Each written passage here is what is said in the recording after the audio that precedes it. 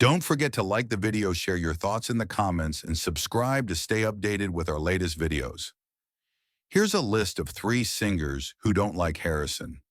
George Harrison, also known as the Quiet Beatle, was known for his deep spiritual understanding, mastery of the guitar, and powerful songwriting.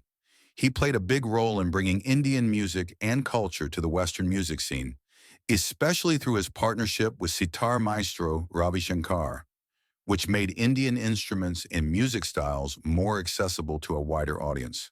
Songs like My Sweet Lord and All Things Must Pass demonstrate his dedication to spiritual themes.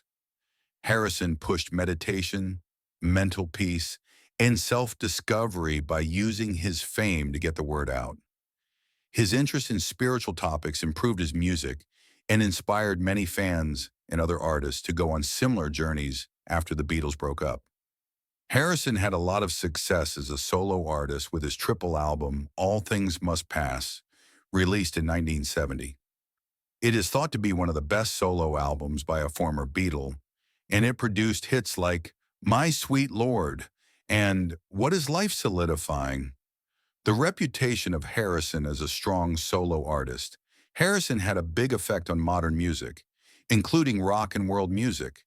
He also played a big part in making non-Western instruments popular in mainstream music. But not everyone in the music community liked him. Here are 3 musicians who made it clear they didn't like him. Liam Gallagher, despite Oasis's admiration for the Beatles, expressed his disapproval. After George Harrison said some hurtful things about Oasis, and specifically Liam Gallagher, Gallagher spoke out against Harrison directly. Harrison said in an MTV interview, "If any of those old farts have a problem with me, they should leave their Zimmer frames at home, and I'll take them down with the right hook." Gallagher said he loved the Beatles and Harrison's songs, but he called Harrison a nipple and told him he would tell him himself. "It's still my favorite band, and I continue to hold George Harrison in high regard as a member of the Beatles. However, I find his personality to be quite disappointing. If I were to meet him, I would express this sentiment directly, and if he happens to be watching, I would convey my thoughts. If I ever get the chance to meet him, I'll express this sentiment to him, and if you're watching, I'm sure you'll agree." In response, Gallagher said Harrison was stupid for believing what the media said about him and called him dumb for doing so. John Lennon's and Harrison's friendship was especially complicated. They transitioned from being brotherly friends to teacher mentors to peers, and finally to a tense relationship. Lennon resented the comparisons between his solo work and Harrison's, particularly regarding their divergent perspectives on spirituality.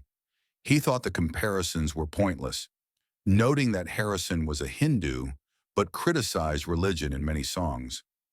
After the breakup of the Beatles, Lennon publicly criticized Paul McCartney, Harrison, and Ringo Starr's solo careers, saying that one of Harrison's shows wasn't impressive and wasn't the greatest thing in history. Lennon was annoyed by these comparisons and said in an interview, "Why should I be compared to George?" He also felt hurt that Harrison left him out of his memoir, I Me Mine, thinking it would make it less personal, shown anger from the past that was still there. "George and I were both young followers of older guys. It was a love-hate situation, and I think George still holds grudges against me. When the Hollies played George Harrison's song, If I Needed Someone, Graham Nash thought they did a good job, but Harrison didn't agree, saying they ruined the song and made it sound like session musicians. Nash didn't take the situation lightly. In his book Wild Tales, he said that Harrison acted like he owned the song and had the only right to interpret it in a certain way.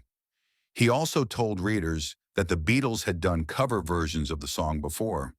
Nash told the media how disappointed he was with Harrison for using his status to put down a smaller band like The Hole, and asked Harrison if he would still accept royalties from a cover version he doesn't like in his book. Nash also said that St. George didn't know when to stop being rude. He thought he owned the song and that no one else could interpret it. The Beatles had done their covers too. I should have pointed out his own mediocre version of Devil in Her Heart after his comments. 2 weeks later, I was still angry. These words not only cause us pain and disappointment, but we've grown weary of accepting everything the Beatles say or do as gospel. Do you think their criticisms were fair? Good reason, write what you think in the space below.